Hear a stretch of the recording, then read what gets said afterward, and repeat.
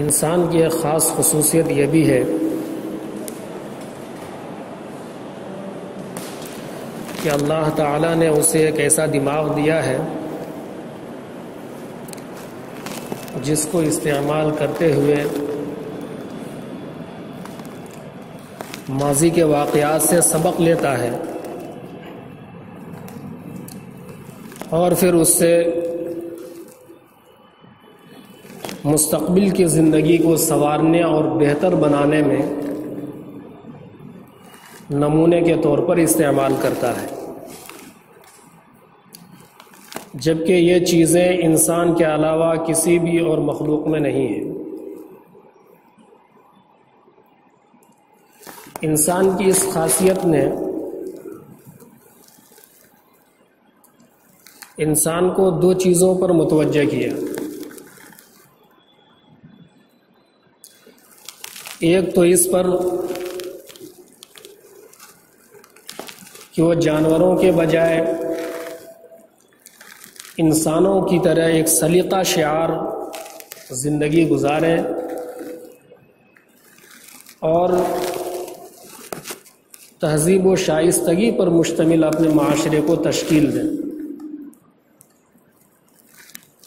اور دوسری یہ چیز عطا کی کہ اپنے پیشرو بزرگوں کے تجربات اور معلومات سے فائدہ اٹھایا اور فائدہ اٹھا کر کے اپنے آگے کی زندگی کے لیے اس کو استعمال کیا۔ یہ کوئی بہت اچنبھے کی بات نہیں ہے، کوئی بہت بڑی بات نہیں ہے۔ آپ روزمرہ کی زندگی میں اس کے مشاہدات آپ دیکھتے ہوں گے۔ آج کل ہمارے جیب میں جو موبائل ہے،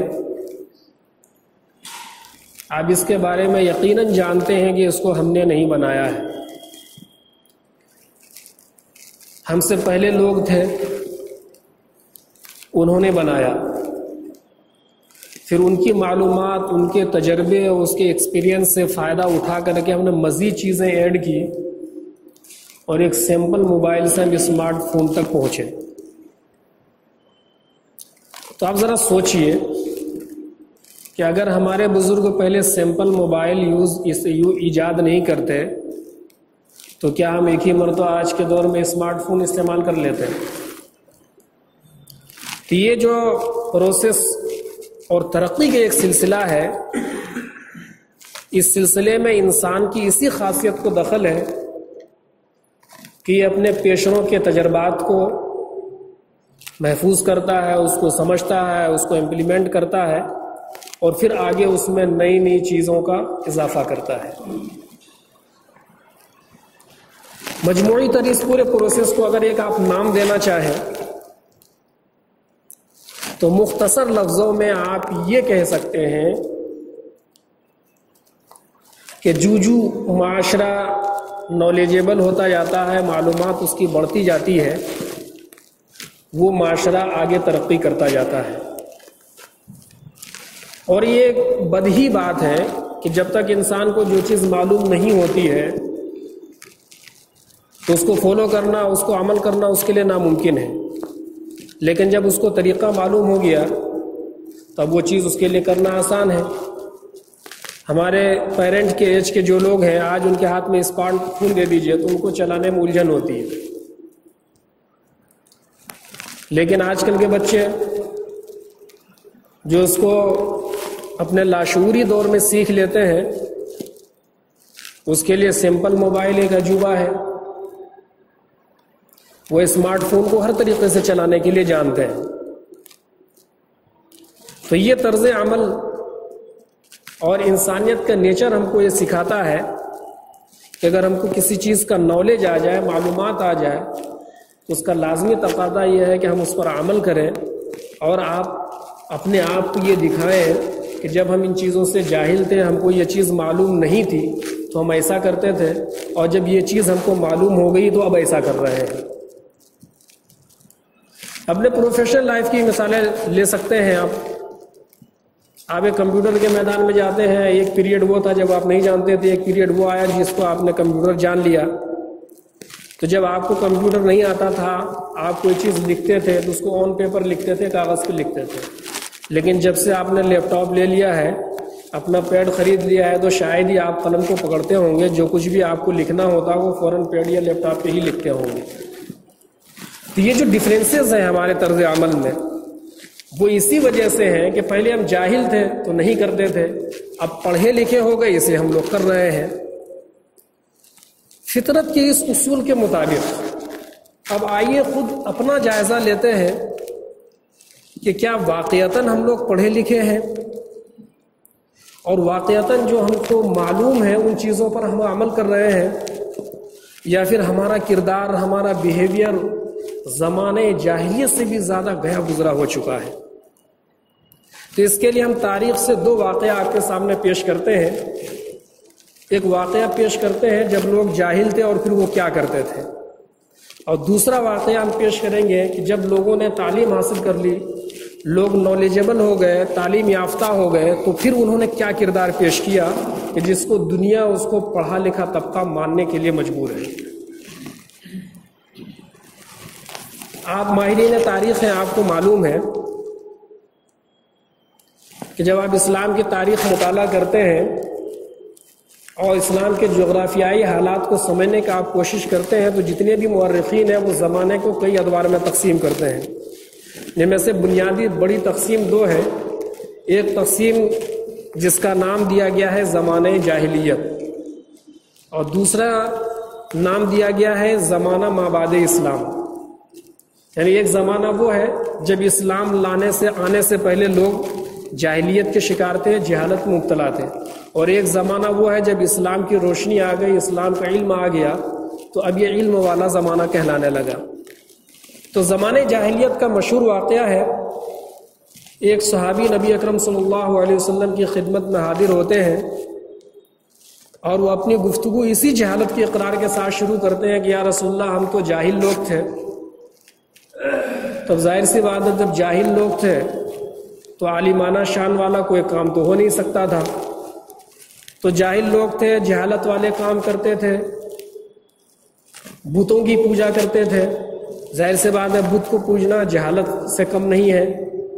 بلکہ سب سے بڑی جہالت یہ ہے کہ ایک آدمی اللہ تعالیٰ کے علاوہ کسی اور سے ڈرے اور پتھروں کو اور خود اپنے ہاتھ سے بنائے ہوئی چیزوں کو معبود مان لے. تو صحابی نے یہ کہا کہ یا رسول اللہ ہم تو جاہل لوگ تھے، بتوں کی پوجا کرتے تھے، معاشرتی مسائل ہم کو معلوم نہیں تھے،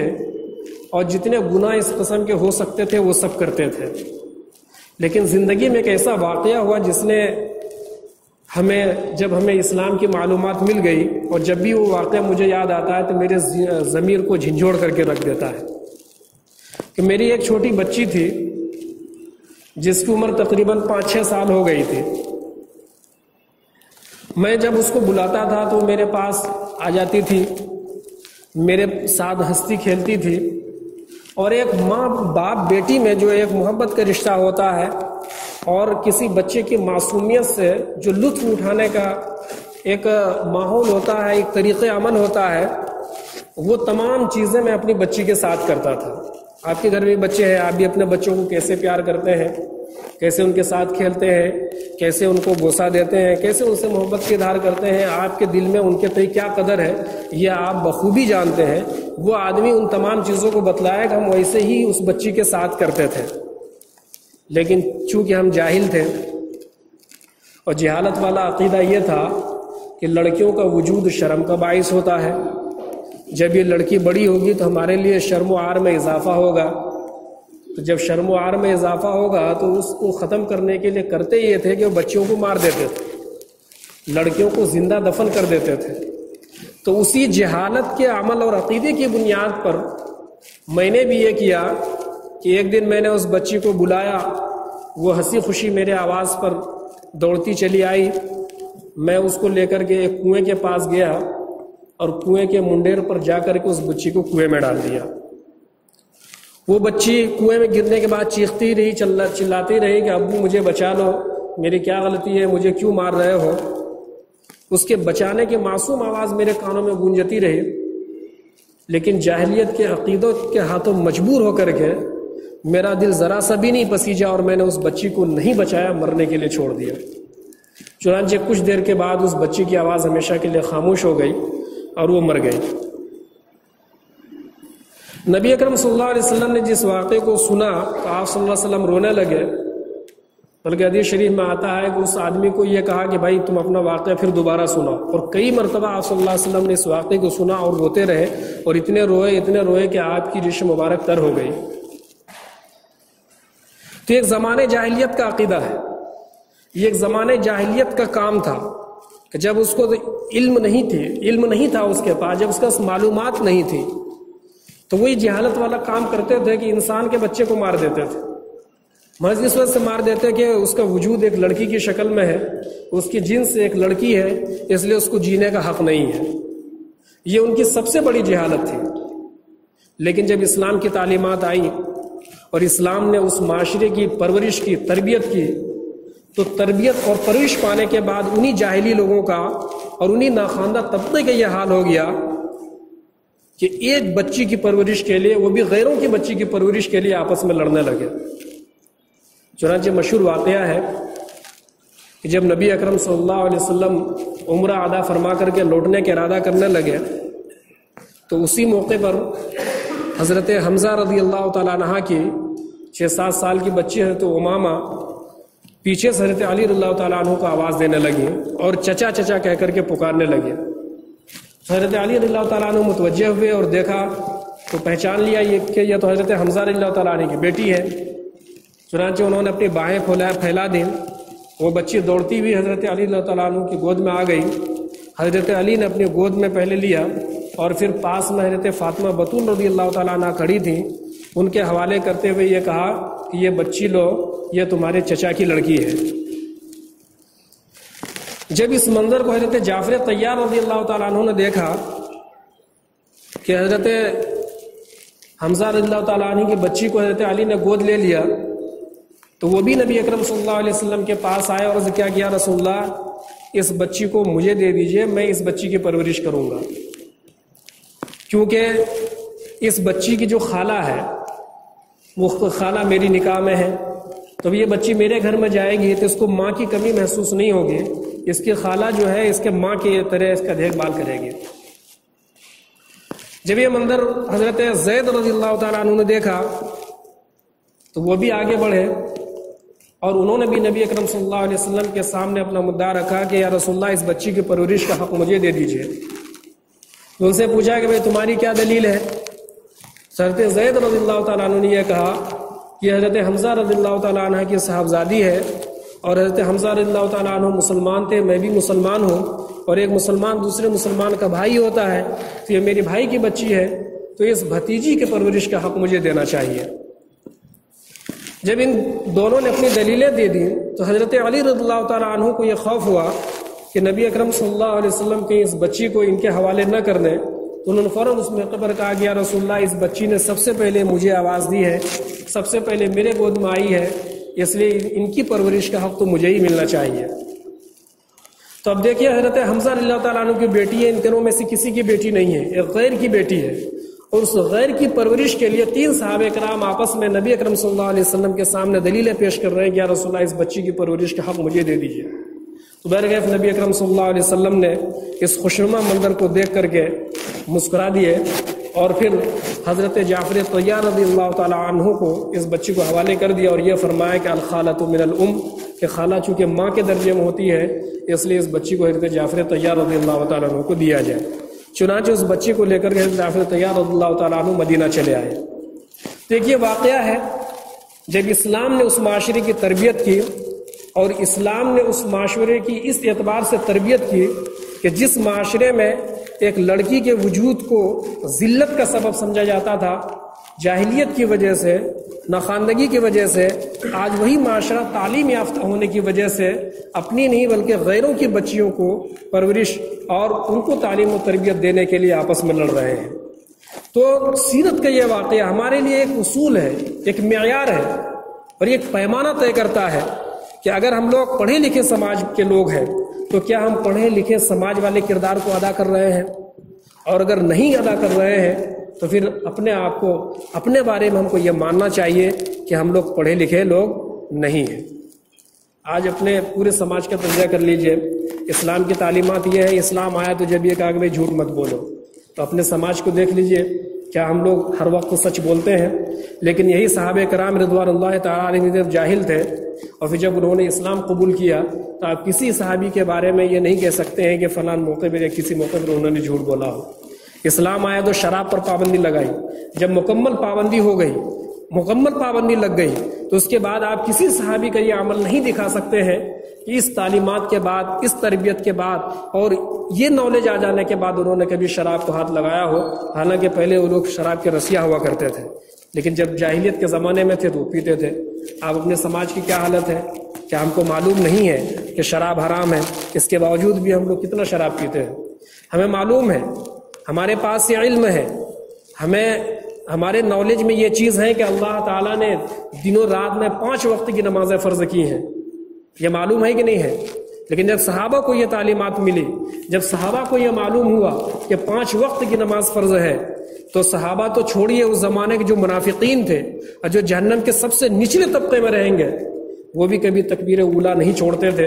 اور کوئی اس وجہ سے نہیں چھوڑتے کہ کہیں ہمارا جو ہے منافقت ظاہر نہ ہو جائے اور پھر ہم بدنام ہو جائے، رسوا ہو جائے۔ تو بہرکیف وہ بھی پہلی صف میں آ کر کے نماز پڑھتے تھے، لیکن آج ہم اسلام کا نام لے رہے ہیں، اپنے آپ کو مسلمان کہہ رہے ہیں اور اپنے آپ کے بارے میں یہ کہہ رہے ہیں کہ ہم اس تاریخ کے وارث ہیں جس تاریخ کو آنے کے بعد، جس تعلیمات کو آنے کے بعد زمانے کو تعلیم یافتہ کہا گیا، لیکن اس کے باوجود بھی ہم نماز نہیں پڑھتے ہیں۔ ہمیں یہ بتلایا گیا ہے، ہماری تعلیمات میں یہ شامل ہے کہ معاملات کیسے کریں۔ اسلام ہم کو یہ سکھاتا ہے کہ آپ گفتگو کس طرح کریں، اسلام ہم کو یہ بتاتا ہے کہ آپ کے اخلاق کیسے ہونے چاہیے، اسلام آپ کو یہ بتاتا ہے کہ آپ کہیں پر ملازمت کرتے ہیں تو اس کے کیا اصول ہیں، اسلام ہم کو یہ بھی سکھاتا ہے کہ آپ کسی تجارتی کمپنی کے یا فرم کے مالک ہیں تو آپ کے مالک ہونے کے اعتبار سے اپنے ماتحت کے تحت کیا فرائض ہونے چاہیے، آپ کا کیا کردار ہونا چاہیے۔ آپ زندگی کے جس شعبے سے بھی تعلق رکھتے ہیں ان تمام شعبہ حیات کے حوالے سے اسلام کا دعویٰ یہ ہے کہ اس کی سیرت میں آپ کے لیے مثال اور نمونہ موجود ہے، آپ کے لیے آئیڈیل لائف موجود ہے کہ آپ اگر اس کو اسلامی مطابق اور اسلامی طرز کی طرح آپ کرنا چاہتے ہیں تو وہ مثال آپ اسلام کے خزانے میں لے سکتے ہیں۔ لیکن آج ہمارا حال کیا ہے؟ ہم ایک مثال بھی نہیں ڈھونڈتے۔ اسلام نے ہم کو یہ سکھایا کہ ہم لباس کیسے پہنیں گے، لباس کی حدود کیا ہونے چاہیے، یہ چیز ہم کو معلوم ہے، لیکن اس کے باوجود آج تک ہم نے نہیں سنا یا نہیں دیکھا کہ کوئی شخص درزی کے پاس گیا ہو اور یہ کہا ہو کہ ہمارا یہ شرٹ، یہ کرتا اس طریقے سے سل دیجیے جس طریقے سے ہمارے صحابہ کو ہوا کرتا تھا۔ اس کے بجائے ہم کیا کرتے ہیں وہ سب جانتے ہیں۔ بہرحال زندگی کے ہر شعبے میں معلومات کے دعویٰ کرنے کے باوجود، نالج کے دعویٰ کرنے کے باوجود ہمارا کردار یہ بتلاتا ہے کہ ہمارا کردار عالمانہ نہیں ہے، سراسر جاہلانہ ہے۔ جب سراسر جاہلانہ ہے تو اپنے آپ کو یہ کہنے کا حق نہیں رکھتے ہیں کہ ہم ایک پڑھے لکھے اور ایک خواندہ طبقہ اور ایک خواندہ امت کے وارث ہیں۔ اللہ تعالیٰ ہمیں صحیح اسلامی تعلیمات پر عمل کرنے کی توفیق عطا فرما، اور جو کچھ ہم کو معلومات ہوتی ہیں اس پر پورے طور پر عمل کرنے کی توفیق عطا کرے۔ وآخر دعوانا الحمدللہ رب العالمین۔